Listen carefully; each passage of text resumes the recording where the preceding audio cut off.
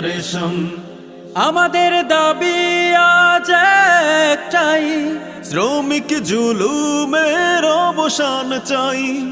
আমাদের দাবি আজ একটাই, শ্রমিক জুলুমের অবসান চাই।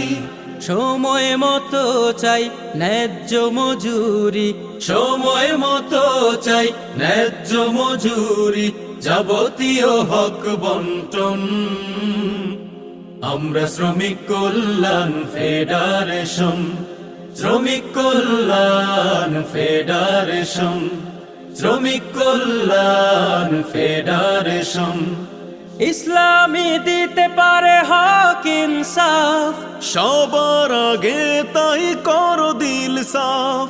ইসলামী দিতে পারে হক ইনসাফ, সবার আগে তাই করো দিল সাফ।